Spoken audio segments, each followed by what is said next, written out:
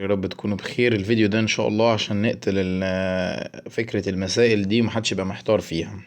احنا عندنا في الدي ان ايه لازم نبقى فاهمين ان السي بتمسك مع الجي بتلات روابط هيدروجينية، والاي بتمسك مع التي برابطتين هيدروجينيتين رابطتين، والاي والتي والسي والجي دول اسمهم قواعد نيتروجينية. يبقى القواعد النيتروجينية ترتبط مع بعضها بروابط هيدروجينية. يبقى القواعد النيتروجينية بترتبط بروابط هيدروجينية، دي رابطة ثلاثية أما دي رابطة ثنائية. الرابطة الهيدروجينية بيقولوا عليها هيدروستاتيكية. فبعض العلماء بعض المدرسين لما جينا نسأل انزيم بلمرة الدي ان ايه في التضاعف لما درسنا بيبني ايه، قال لك بيبني تساهمية. طب يا جماعة بيبني هيدروجينية ولا لأ؟ انا وجهة نظري بيبنيها لان هو وجوده اللي خلاها اتبنت. لكن في رأي اخر يقول لك اصل الهيدروجينية هناخد تساهمية بس، اصل الهيدروجينية دي هي هيدروستاتيكية، يعني بتتكون بمجرد ما القاعدة النيتروجينية تبص في بعضها او تتقرب من بعضها بتتكون لوحدها، فمش محتاجة انزيم البلمرة. ولكن هو مين اللي جاب النيوكليوتيدة حطها؟ البلمرة، فيعتبر هو اللي كونها. دي وجهة نظري انا، وكتاب الامتحان عكس الوجهة دي. خلاص ما علينا، مش هو ده السؤال اللي هتتسأل فيه. حاجة كمان ان احنا ال السكر بتاعنا الديوكسي ريبوز، دي اوكسي ريبوز يعني سكر ريبوز منزوع الاكسجين. كلمة دي يعني لا او منزوع.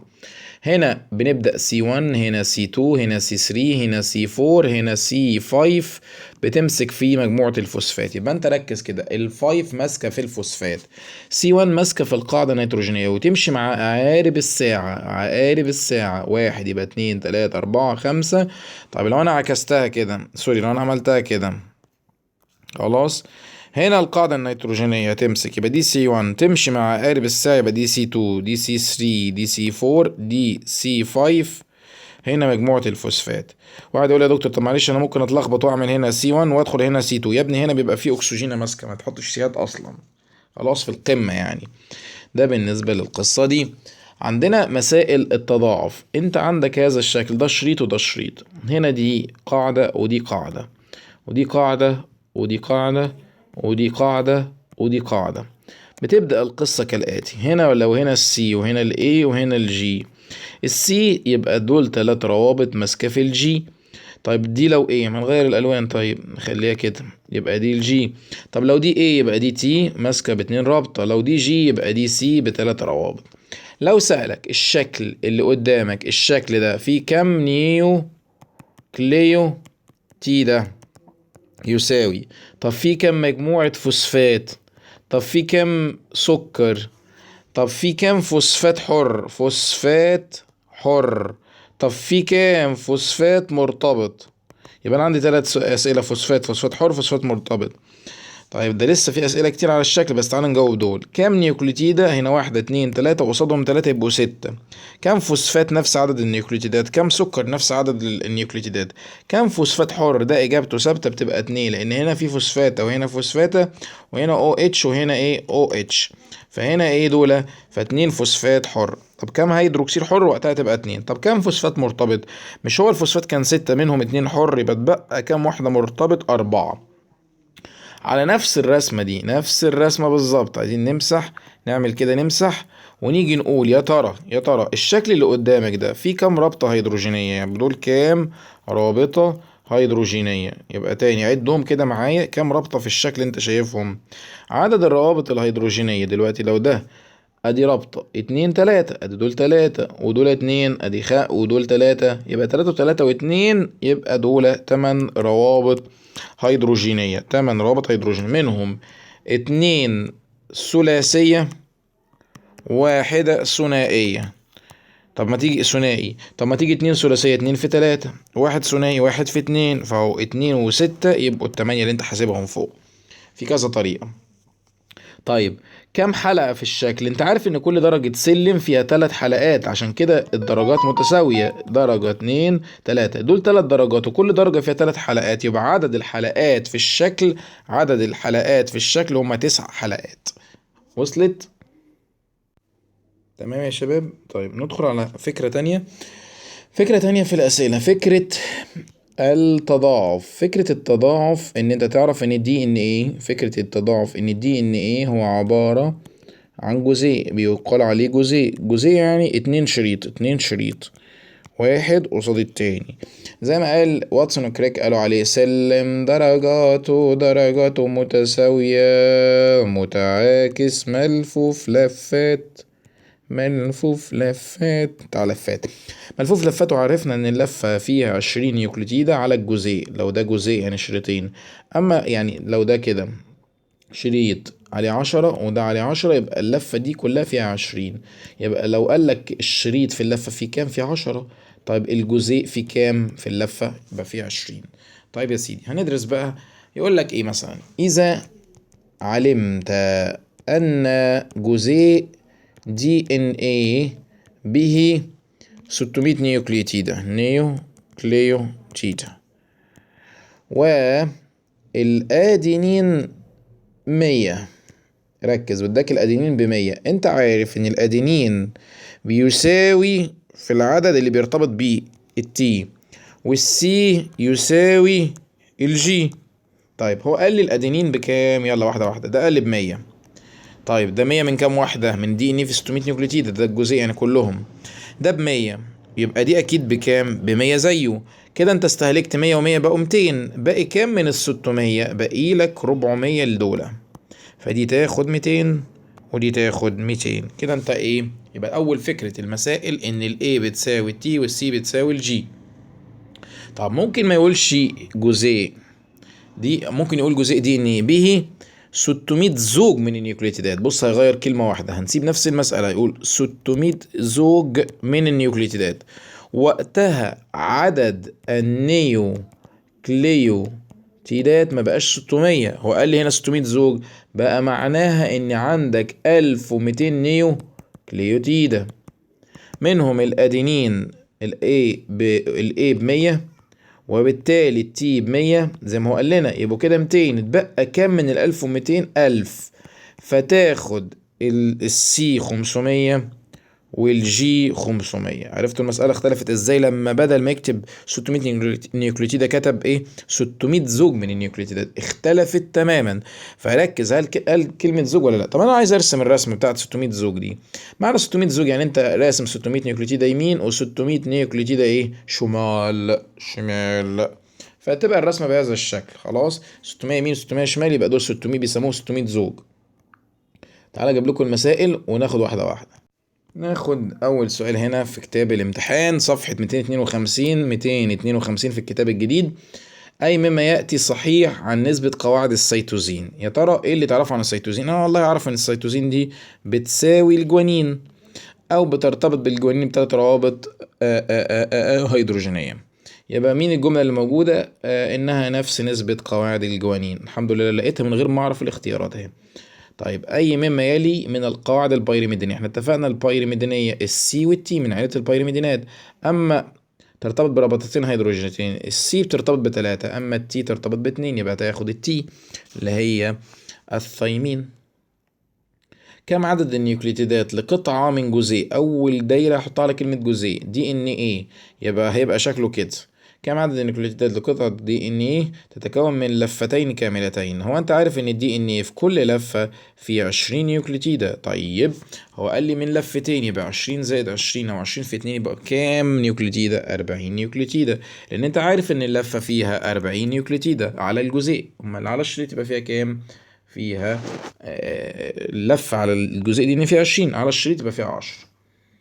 طيب ما نوع الروابط اللي تربط، نمسح ده كده. ما نوع الروابط التي تربط أجزاء النيوكليتيدة مع بعضها البعض؟ اللي بيربط أجزاء النيوكليتيدة دول كلهم مع بعض كده، كل اللي أنا برسم فيهم دول روابط تساهمية. كل ده روابط إيه؟ ده تساهمية. طب اللي بيربط القاعدة النيتروجينية مع القاعدة التانية الرابطة هيدروجينية. طيب يا سيدي، أي النيوكليوتيدات الآتية قاعدتها النيتروجينية ذات حلقتين؟ أنت اللي بتدور عليهم ذات حلقتين. عيلة البيورينات ال A وال G، ال A وال G، ال A وال G، وبتكون 3 روابط. يبقى خلاص أنا اخترت ال G، يبقى دور على حاجة فيها ال G، دور على حاجة فيها ال G. طيب يا سيدي، هنا مسألة برضه مش اسقاط الدي ان ايه مما يعبر عن تتابع النيوكليوتيدات. طيب تعال ناخد السؤال ده. يقول لك الشكل المقابل يمثل قطعة في جزيء دي ان ايه، اي مما يلي يعبر عن تتابع النيوكليوتيدات في الشريط المكمل. ادي السي هيبقى قصادها الجي، دي قصادها الجي. هنا كاتب ارقام ولا مش كاتب؟ مش كاتب، كاتب دي الجي. خلي بالك هنا في فوسفات وهنا في فوسفات، تعرف الفوسفات بيمسك في 5، يبقى هنا 5 وهنا 5، يبقى دي 3 ودي 3، لان انت لاقي الفوسفات اهو. طيب دي الجي، ويبقى دي التي، ودي سي تمسك مع جي، ودي تي تمسك مع ايه، وجي تمسك مع سي، وجي تمسك مع سي. يبقى التتابع بتاعك 3 جي تي جيج جيج. بدور على حاجة بادئة بتلاتة، ماشي شطبت دي لأن دي تلاتة تلاتة تلاتة. دور على حاجة بادئة بجيج جيج، جي تي جي، جي تي جي، ابدأ من فوق اهو، جي تي جي اي سي سي، طلعت صح اهي. خلاص. كم عدد النيوكليوتيدات الذي يحتاجه هذا الشكل؟ 1 2 3 4 5 6. كم عدد يحتاج هذا الشكل تكوين لفة كاملة؟ ركز معاه، السؤال بيقول جملة يحتاج هذا الشكل تكوين لفة كاملة. دول كام واحدة؟ خلي بالك، بص يا سيدي، هو عايز كام واحدة يحتاجهم عشان يكون لفة؟ طب هما دول كام واحدة عشان اعرف هو عايز كام؟ ادي 1 2 3 4 5 6، دول 6 وقصادهم 6 يبقى 12. اللفة بيبقى فيها كام؟ فيها 20، يبقى انت محتاج كام عشان تكون لفة؟ محتاج 8. خلاص. طيب كم عدد الروابط الهيدروجينية اللازمة لربط هذا الدي ان ايه في الشكل المقابل؟ هو محتاج كام رابطة هيدروجينية عشان يكون هذا الشكل؟ اروح انا امسح كل ده عشان نعد الروابط الهيدروجينية. مش دي سي يبقى 1 2 3، مش دي ايه محتاجة 2، دي سي محتاجة 3، دي تي محتاجة 2، جي محتاجة 3، جي محتاجة 3، يبقى ادي 3 كده، بقوا 6، بقوا 8، بقوا 11، بقوا 2 13 و3 16. يبقى محتاج كام رابطة هيدروجينية؟ محتاج 16 رابطة. سهلة اهي. ادرس تتابع القاعدة النيتروجينية في الجزء التالي من شريط دي ان ايه ثم اجيب. ادي تتابع مديهولي. كم نسبة الادينين في هذا الشكل؟ تعالوا ناخد بس سؤال كمان على النسبة ده. اذا علمت ان جزيء دي ان ايه به يعمل 600 نيوكليوتيدة، حيث ال A تمثل 20%، احسب عدد ال T وال C وال G. عايز العدد، ما قالش النسبة. طيب هو مديني المعطيات ان عندك ال A بتمثل 20%، اروح اقول انا دلوقتي ال A بتمثل، ال A بتساوي 20%، اروح اقول ايه؟ 20 على 100 عشان اجيب عدد ال A. 20 على 100 في كام؟ رقمهم كلهم في 600. كده انا بجيب عدد ال A. عدد ال A بيساوي كام؟ هشيل الزيرو مع الزيرو، الزيرو مع زيرو، 6 في 20، 6 في 0 6، و6 في 2 ب12. طلع عدد نيوكليوتيدات ال A ب120. يبقى تلقائيا مين هيبقى زيها؟ ال T، 120 نيوكليوتيدة. طيب يا سيدي، مش دي 120 ودي 120، هما بقوا ال A وال T بقوا هما الاتنين مجموعهم 240. طيب هما الاتنين خدوا 240، اتبقى للسي والجي باقي ال600. باقي كام من ال600؟ 360. باقي لهم 360. انت تاخد النص يا جي وانا ناخد النص. 300 نصها 150 وال60 نصها 30، يبقى 180. يبقى دي 180 ودي 180. فهمت ازاي؟ انت بتحول النسبة الى رقم عشان تعرف الرقم بتاع الايه بكام، ولما تعرف الايه هتعرف التي عشان هي قدها، ولما عايز تعرف السي والجي دول المكملين للعدد الكلي. ده رياضة يا شباب، رياضة. طيب ماشي، نجيب هنا مسألة. ده التتابع بتاعنا في الجزء من شريط ديني. كم نسبة الأدينين في اللولب المزدوج في هذا الجين؟ نسبة الأدينين نجيبها ازاي؟ عد معايا. ادي 1 ادي الأدينين، ادي 2 ادي 3 أدينين، ادي 4 أدينين، ادي 5 أدينين، ادي 6 أدينين. هل هو قال لي نسبة الأدينين في الشريط؟ لا. قال لي الجزيء؟ قال لي لا. قال لي الجين. طب انا افهم الجين ده جزيء ولا شريط؟ لا جزيء، يعني ناحيتين. دول اللي انا شايفهم 6 صح؟ دول 6 ايه، انا حسبت ان هنا في 6 ايه. طب هو الشريط اللي قصادها ممكن يبقى فيه ايهات تانية؟ قال لك قصاد كل تي هتلاقي ايه. ادي تي واحدة، ادي 2، ادي 3، ادي 3 3 و6 9، هتلاقي في الشكل ده المفروض يطلع لك 9A. هروح امسح انا كل ده واقول انا عندي 9A من جزيء الدي ان ايه. الله على الكلام. طب هو جزيء الدي ان فيه كام واحدة؟ 1 2 3 4 5 6 7 8 9 10 11 12 13 14 15 16 17 18. طيب اهو ده 18 هنا، يبقى اكيد في الشريط اللي قصادهم 18، يبقى هما كلهم على بعض كام؟ 36. يبقى الكل 36. انا عايز اعرف نسبة الايه اللي هي 9 تطلع كام. اقول 9 على 36% عشان اجيب النسبة المئوية للتسعة اللي معايا دول. على التسعة فيها الواحد، على التسعة فيها الأربعة، صح؟ فيها الأربعة. طيب 100 على الأربعة فيها ال25. إذا النسبة بتاعت الأدينين هتطلع ب25%. 25%. اتفقنا يا شباب؟ يبقى ده الاختيار ده ببساطة.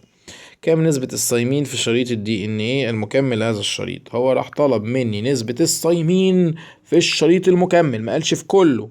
يبقى انا اجيب الثيمين عددهم كام. طب الثيمين اعرفه منين؟ هو اللي بيمسك في الايه. عد الايه يبقى قصادها ثيمين. ادي تي، ادي الايه تي، ادي كده 2، ادي الايه، ادي تي 3، ادي 4، ادي 5، ادي 6.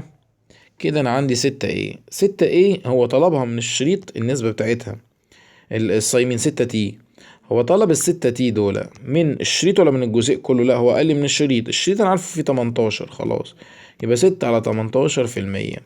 هروح اقول على 6 فيها الواحد، على 6 فيها التلاتة، 100 على التلاتة فيها ال33 وايه 33 تلاتات اللي هي جيم. خلاص، ده بالنسبة للجزء ده. نوع تاني من المسائل، أي العلاقات الآتية هي اللي هتبقى صحيحة. طيب دي صفحة 254. طيب يا سيدي ركز معايا. أي العلاقات التالية غير صحيحة؟ غير صحيحة، ماشي. ال A بتساوي T دي عبارة صحيحة. ال A زائد ال C بيساوي G زائد ال T. أولا ال C كأنها هي ال G وال A كأنها هي T، فأنت أرقام على بعض زائد بعض هيطلع بواحد. ال A زائد ال T الاتنين اللي قد بعض دول زائد بعض يساوي ال C وال G اللي قد بعض؟ لأ، مفيش هنا تساوي. مش هيساوي بعض، مش هيساوي بعض، عشان كده مش هيساوي واحد. انت عندك الايه قد التي، ما هو زائد بعض. فاهمين يا ولاد؟ ما ينفعش تشطب حاجات زائد بعض مع بعض جنب بعض. ال الجي والتي دول، الجي والتي حوالي 50%. مقبولة. ليه بقى مقبولة؟ لأن أنت عندك السي قد الجي والإيه قد الإيه قد التي، فدول اللي هياخدوهم هيسيبوا للباقي قدهم، حوالي 50% تقريبا. الوحيدة اللي غلط اللي هي جيم. اوكي، هنا السؤال ده مثلا لذيذ. يقول لك اذا احتوت عينه من دي ان ايه بها 300 زوج. هنا يا ابن الذين، عينه دي ان ايه بها 300 زوج، يعني هي فيها كام نيوكليوتيد يا بيه؟ فيها 600 نيوكليوتيد.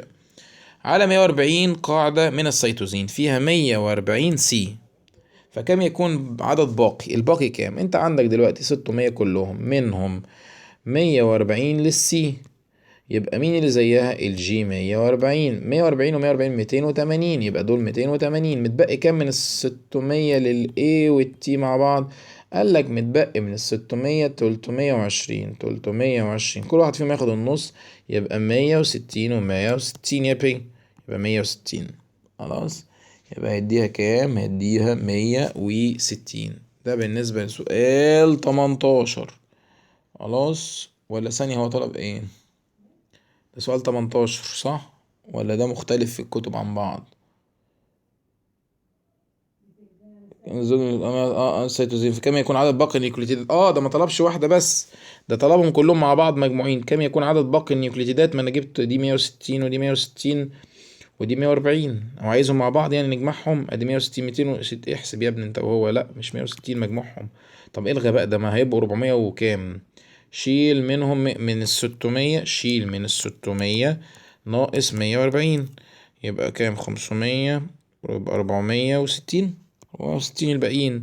انا جبت لك كل واحده لوحدها اهو، لو سألك اهو 160 160 140. خلاص، وعايز الباقي التلاتة متجمعين هيطلع 460. هي هبل. خلاص. طيب مسألة كمان اللي بعدها، بيقول لي ايه هنا؟ كم عدد اللفات الموجودة في قطعة من اللولب المزدوج تحتوي على 1000 نيوكليتيدة؟ قطعة من لولب مزدوج فيها 1000. انت عارف عشان تجيب عدد اللفات تقسم على 20. شيل الزيرو مع الزيرو، 100 على 2 فيها 50 لفة. 50 لفة دول عشان هو قالك ده جزيء أو لولب مزدوج. طب أقول لك مثال، لو هو قالك كم عدد اللفات الموجودة في قطعة من الدي ان ايه مفرد، لو قالك ده مفرد وفي 1000 في الشريط الواحد نفسه فيه 1000، هتقسم على 20 ولا 10؟ لا اقسم على 10 لو هو بيقول الشريط واحد، فيطلع ساعتها عدد اللفات 100. كم عدد مجموعة الفوسفات الحرة في اللولب المزدوج دي ان في حقيقيات النواة؟ هيبقوا كام واحدة؟ هيبقوا 2 حرة. طب لو قالك أوليات النواة زي البكتيريا دي الدي ان ايه بتاعها ملتحمة نهايتيه معا، وبالتالي مفيش دي ان ايه أطراف حرة، لا يوجد في أوليات، يبقى لا يوجد. يبقى نيجي هنا نكتب ايه؟ لا يوجد فوسفات حر او هيدروكسيل حر في مين؟ في اوليات النواة. ليه بقى اوليات النواة اللي هي زي البكتيريا؟ يعني البكتيريا لان الدي ان ايه بتاعهم اهو في شكل لولب ملتهم نهايتيه معا، مفيش حتت مفصولة، مفيش الاطراف اللي هي زي كده في الدي ان ايه اللي انت بتشوفها في حقيقة النواة، وبالتالي لا يوجد فوسفات حر. يبقى الاجابة زيرو، فوسفات حر وهيدروكسيل حر. ماشي يا سيدي. عندك هنا 11، كم عدد القواعد البيورينية للقطعة المزدوجة في شريط دي ان المقابل؟ هو بيسأل على البيورينية، انا اقول لنفسي هي البيورينات الاي والجي. طيب يا سيدي المزدوجة، هو انا بيقول لي في القطعة المزدوجة، يعني انا اكمل بقى الرسمة. ايه ماسكة في التي، سي ماسكة في الجي، سي ماسكة في الجي، ايه سي جي جي. بصوا ما تيجي نعملها الناحية دي عشان تبقى الدنيا مفتوحة قدامنا، ونصغر الخط بقى بدل المرار الطافع اللي أنا فيه. هنا ال A تمسك في ال T، وال C تمسك في ال G، وال C تمسك في ال G، وال T تمسك في ال A، ودي C، ودي G، ودي G، ودي T، ودي C. كم قاعدة البيرونية ال A وال G؟ عد ال A وال G، أدي A، أدي 2، أدي وال G 2 كده، 3 4 5 6 7 8 9. خلاص، يبقى طالعين كام واحدة يا بوي؟ طالعين 9. يبقى دول طلعوا معانا كام؟ طلعوا 9.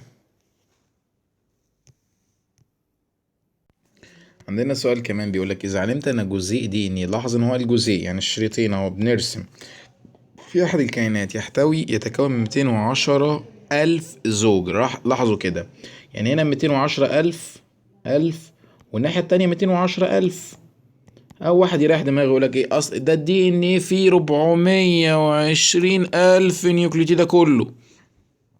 طيب كم عدد النيوكليوتيدات الموجودة في هذا الجزيء؟ اهي 420 ألف جاوبنا عليها.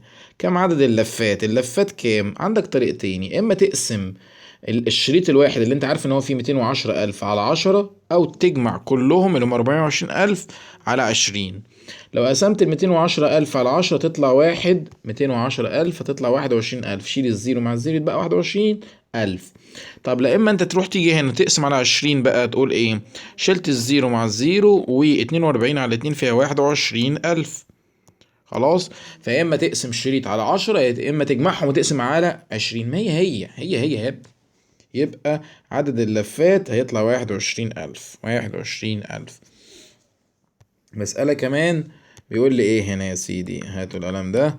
إذ كانت نسبة الجوانين في عينة، الجوانين اهو في عينة من دي ان ايه تحتوي على 7000، الدي ان نفسه في 7500، الجوانين ده في حوالي 28% منه، 28%. فكم عدد قواعد الأدينين؟ قبل ما اجيب الجوانين، قبل ما اقول الجوانين ده 28% صح، مين هيبقى زيه 28%؟ السيتوزين. طيب يبقى كده 28% و28% دول 60 الا 4 يعني 56%. 56 هيطلعوا كده كام مع بعض؟ 56%. فتبقى 44% لمين ومين؟ للايه، اتبقى 44% للايه والتي. طب انت طالب مني مين يا بيه؟ انا طالب منك، راحت فين؟ فكم عدد قواعد الأدينين؟ طالب ال A اللي هي كام؟ 22%. 22 فين في المية؟ ما دي 22% ودي 22%. فاروح اقول انا ايه؟ انا عرفت ان الايه ب22%. 22% يبقى 22 على 100 في الرقم الكلي اللي هو 7500. فاشيل الزيرو مع الزيرو والزيرو مع الزيرو واضرب 22 في 75. ان شاء الله يطلعوا لنا كام؟ 22 في 75 نطلعوا 1650. 1650. يبقى دي القصة. يبقى انت عشان تجيب الادينين احسب نسبته الاول وبعدين فك النسبة حولها لرقم. لازم تعلمه فك النسب لارقام. تمام. احنا بنسجل صح؟ اه بالظبط.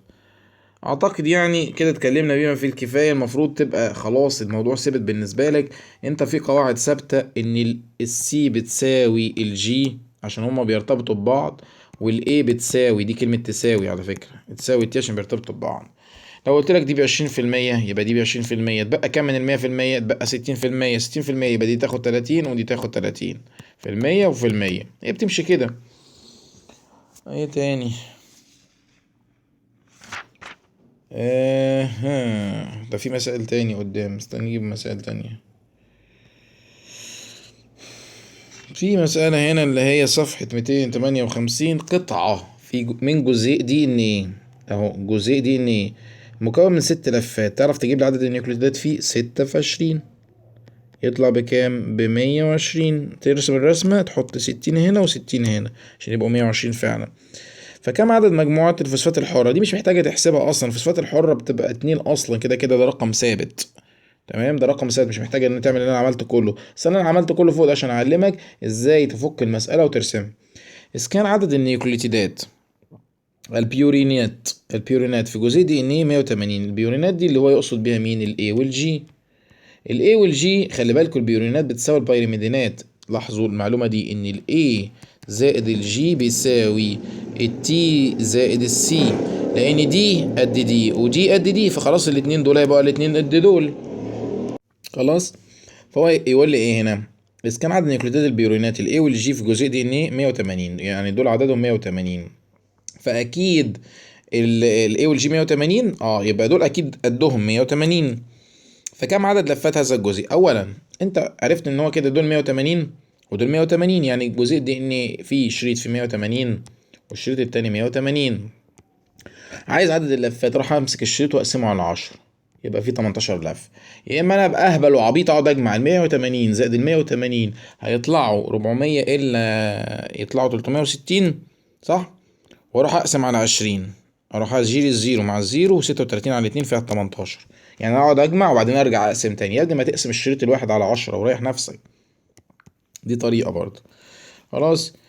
اخر سؤال هنا بيقولك اذا كان عدد ازواج القواعد النيتروجينية في قطعة من دي ان ايه كم عدد ازواج القاعدة النيتروجينية في قطعة من دي ان ايه تحتوي على 150 لفة.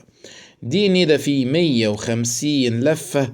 يعني انا لو عملت كده ال150 لفة دول الشريط 150 لفة اضربها في 20 صح، يبقى زيرو. لا انا همسح كده عشان اضرب لكم ايه على نظافة بقى. ايه القرف ده؟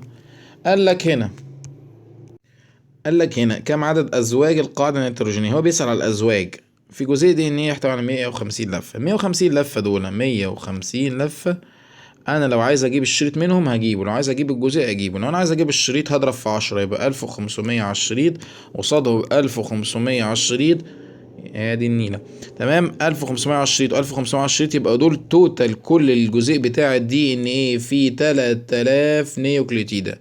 انا جبت لك على الشريط 1500 وهنا 1500. هو بيسأل على عدد الازواج اللي هم ماسكين كده قصاد بعض يبقى 1500 زوج، لان هنا في 1500 مع 1500 ماسكين يبقى اسمهم 1500 زوج. اتمنى تكونوا فهمتوها عشان مش ناقصة شلل. خلاص. ايه تاني؟ في مسألة 44. فين 44 اهي. بيقول لي ايه هنا؟ قطعة من جزيء دي ان ايه تحتوي على 7000 قاعدة نيتروجينية. انت عندك 7000 قاعدة نيتروجينية يعني 7000 نيوكليوتيدة برضو، من بينها 200 ولا كام؟ دي 200 ادينين. ال7000 دول منهم 200 ادينين يبقى اكيد منهم 200 ثايمين، يبقى كده 400 من ال7000، اتبقى 6400 ولا كام؟ 6600. 6600 يبقى الجي والسي كل واحدة 3300. 3300. ماشي. فكم عدد روابط الهيدروجين في هذه القطعة؟ وده سأل سؤال على مختلف خالص، بس أنا بص فكيت الدنيا إيه. بيقول لي فكم عدد روابط الهيدروجين؟ يبدأ بيسأل على روابط الهيدروجين، يعني في 3 ولا 2 وتعدهم بقى. تعال نجيب لون تاني ونفهم القصة. مش أنا عندي السي ماسكة في الجي، السي ماسكة في الجي بكام؟ وأنا عندي 3 روابط هيدروجينيين، وأنا عندي كام واحدة منهم؟ 3000 رابطة. استنى، هو بيقول لي هنا 700. انا قريتها 7000. دول 700 يا شباب، دول 700. دي 200 ودي 200، يبقى دي 100 و 400، يبقى دي 150 ودي 150. تبا للغباء. 150 و150 خلاص. طيب هو عايز عدد روابط الهيدروجين. انا عارف ان السي والجي ماسكين ب3، وانت عندك كام واحدة؟ 150. يبقى 150 في 3 هيطلعوا 400. 3 في 100 يبقى 450. كده 450 رابطة من دول بس. طب الاي والتي ماسكين في بعض بايه؟ ب2 رابطة، وانت عندك كام واحدة منهم؟ 200. يبقى 200 في 2 ب400 و400 و450 يبقى 850. شكرا. خلاص. هنا دول 700 يا شباب. 700 انت عرفت منهم 200 ادينين، يبقى 200 ثايمين. يبقى اتبقى 300. 300 دول كل واحد ياخد 150 من السي والجي. اوكي، تعالوا نحل الجدول ده ولا ايه؟ ولا سيبهولكوا انتوا عشان مش ناقصه مرار الصراحه. تعالوا نحل دي. تحتوي احدى اللفات في جزيء دي ان ايه على 10 قواعد نيتروجينيه من الصيمين. الله، حلو السؤال ده. بيقولك احدى اللفات، يعني دي لفه، يعني دي لفه. يبقى انت لازم تعرف ان هي فيها كام نيوكليوتيد؟ 20 نيوكليوتيد. فقال لك من ضمن ال20 في 10 ثايمين، اكيد باقي كام من اللفه؟ 10 تانية. فلازم يبقى ال10 الثايمين دول هيمسك فيهم 10 الباقيين قصادهم، هيبقوا ايه؟ ادينين. يبقى ال10 اللي هيبقوا باقيين التانيين دول ادينين. فكده خلاص اللفه دي عباره عن ثايمين وادينين. فكم عدد الجوانين؟ يبقى وش الجوانين صفر. صفر ليه؟ ما انت هي اللفه احدى اللفات، التركه في كلمه احدى. في جزء دي ان خلاص في 10 صايمين، انت لازم ال10 الصايمين دي يبقى قصادهم 10 ادينين. فخلاص كده 10 قصادهم 10، خلصت اللفه، ما بقاش في تاني لان اللفه فيها 20. خلاص. جود لك. بس قبل ما انهي عايز اتك برضو على مسائل تانية. لو انت مثلا علمت ان شريط دي ان ايه به 50 نيوكليوتيدة، تمام؟ يبقى انت عرفت ان الشريط فيه 50 صح؟ يبقى الشريط التاني فيه 50، يبقى الدي ان ايه كله فيه كام؟ فيه 100 نيوكليوتيدة. طيب يا سيدي، ده خلي بالك منها. طب اذا علمت ان جزيء دي ان ايه به 150 زوج من النيوكليوتيدات، 150 زوج، يعني كأنك رسمت 150 هنا و150 هنا، فتوتال النيوكليوتيد اللي في الدي ان ايه 300 نيوكليوتيد. وصلت؟ 150 زوج يعني 150 واحدة قصادها 150 واحدة، يعني 300. طيب انا قال لك انت الدي ان ايه في 1500 نيوكليوتيدة، منهم الايه ب 25%. طيب انت عايز تحسب باقي الارقام بقى، الارقام بتاعت الاي والتي والسي والجي. طبعا انت قلت لي يا عم الحاج ان الاي نسبتها الاي 25%، مين اللي هيبقى قدها؟ التي تبقى بكام؟ 25%. ف25% و25% يعني 50، فتبقى للسي وللجي 50%، فدي تاخد 25 ودي تاخد 25. جميلة المسألة دي. فريح نفسك، انت عندك 1500، قسمها كل واحد ياخد الربع. نصها 750، نص 750 350 375، يبقى كل واحدة فيهم 375. ده متساويين كلهم في الأرقام 375. وصلت؟ لازم تتعلم ازاي تحول ال20% دي الى رقم اذا علمت ان عدد النيوكليوتيدات مثلا 600. ازاي بتحولها؟ بتقول 20 على 100 في ال600 اللي هو العدد الكلي، وتحولها لأرقام، تشيل الزيرو مع الزيرو والزيرو مع الزيرو. 6 في 20 ب120 نيوكليوتيدة مثلا. فأنا كده حولت ال20% الأرقام، بس لازم أكون عارف الكل كام، اللي هو عدد النيوكليوتيدات كلها. في التضاعف يا شباب خلي بالكوا، التضاعف البق المفتوح ده بيبدأ ناحيته التضاعف، اللي بيفك كده ده انزيم لولب، بيسموه في الطب هيليكيز. هيليكيز لأن هو بيفك اللولب، بيقطع روابط هيدروجينية، خلاص بيفصلهم عن بعض.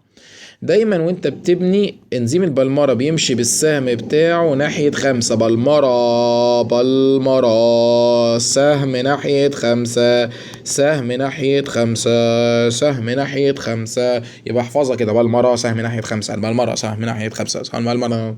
تعالى اجيب لكم سؤال اللي هو صفحة 262 262، وشوف مين فيهم اللي صح. بيقول لك اي من الاشكال يعبر بشكل صحيح عن عملية تضاعف الدي ان ايه. اولا احنا اتفقنا ان البلمرة لما بيقف على قالب 3-5 بيبني 5-3 كويس، 5-3 مرة واحدة. لكن مشكلته لو وقف على قالب اسمه 5-3 بيقعد يقرفنا في حياتنا، يعمل كده سهم كده مقطع في ناحية 5 برضو. خلي بالكوا السهم ناحية 5 على الأصلي. طيب أولا أنهي واحدة اللي بتعبر عن التضاعف؟ تعال نمسكهم واحدة واحدة. أنت القاعدة اللي أنا قلت لك السهم يمشي ناحية 5، السهم هنا ماشي ناحية ال5، صح. السهم هنا ماشي ناحية ال5 فده صح. طيب السهم هنا ماشي ناحية ال5 غلط، ما يمشيش. هنا ماشي ناحية ال3 برضو غلط، هنا ماشي ناحية ال3 غلط. فكلهم كده واضح ان هم غلط. طب تعالى نتأكد من ده. انت يا قالب يا 3 يا 5، ادي القالب الحلو ده. الدي ان ايه لما البلمرة لما بنالك 5-3 في قطعة واحدة ما قطعهاش. لكن يا انت يا اللي اسمك 5-3 هو بيبنيها لك في شكل ايه؟ قطع. ومين يجي يربط لك؟ انزيم الربط. خلي بالكوا احنا خدنا انزيم ربط في التضاعف، وخدنا 20 انزيم ربط في اصلاح عيوب الدي ان ايه. يبقى انت كده عندك 21 انزيم ربط. تمام. اخ يا الله. تمام. عايز اتك معاكم برضو على فكرة كده. خدنا خلي بالكوا بكتيريا اوليات نواة. اوليات نواة دول يا ولاد الدي ان ايه بتاعهم مش في النواة، بيبقى في السيتوبلازم، سوري دي المفروض تبقى كده. وملتحم نهايته الحته دي محتاجين نتكلم عليها. ملتحم نهايته بالغشاء البلازمي. فالتضاعف في اوليات النواة ما بيبداش من اي حته، بيبدا في نقطه اتصال الدي ان ايه بالغشاء. لكن التضاعف في الحقيقيات بيبدا اي نقطه، في اي نقطه الدي ان ايه يبدا منها التضاعف. مهم جدا، تضاعف في اوليات النواة يبدا عند نقطه تلامسه بالغشاء. وبرضو اتفقنا ان الدي ان ايه في اوليات النواة في السيتوبلازم وما عندوش فوسفات حر، لان النهايتين ملحومين في بعض. ومين المثال بتاعها؟ البكتيريا. خلاص. ايه تاني؟ تركة كمان خلي بالكوا في اللولب بتاع الدي ان ايه بيعملوا لنا كده. بيقول لك ان اللفة من اول هنا لهنا يعتبر دي لفة، دي لفة. هنا من اول على الحتة دي على الشريط الواحد ده كده اللي انا عامله فيه 10 نيوكليوتيدات، وعلى الشريط التاني ده فيه 10، يبقى توتال اللفة فيها 20. لفة فيها 20 على الجزئية، يعني كل شريط فيه 10. طيب انزيم البلمرة ده، البلمرة وظيفته بناء نيوكليوتيدات. اما انزيم اللولب ده بيقطع روابط، بيكسر روابط هيدروجينية. اما الانزيم دي اوكسي رايبونيوكليز ده بيكسر ايه؟ بيكسر كله، بيكسر تساهمية وبيكسر هيدروجينية، بيكسر كله. ده اللي بيكسر الدي ان ايه، ديوكسي رايبونيوكليز. فاكرين انزيم ديوكسي رايبونيوكليز بيكسر كله. تمام. طب لو جاب لك كده جزئية دي ان شريط دي ان ايه وشريط قصاده، قال لك اللي الحته الفاضيه دي مين هيربطهم ببعض؟ انزيم ربط، انزيم الربط. طب انزيم الربط ده بنى رابط ايه؟ تساهميه. يبقى انا لو جيت اقول انزيم اللولب عمل ايه؟ وانزيم البلمره وانزيم الربط وانزيم دي اوكسي رايبو نيوكليز، انا بجمع لك اهو. اروح اقول انزيم اللولب يكسر هيدروجينيه، انزيم ديوكسيريبونيوكليز يكسر هيدروجينية وتساهماته. اما البلمرة يبني تساهمية، وانا برضو بقول يبني هيدروجينية بس في ناس بتعترض. الربط يبني تساهمية بالجوار بعض. يعني انا لو ده ادي الربط بيربط الاتنين دي ان جنب بعض،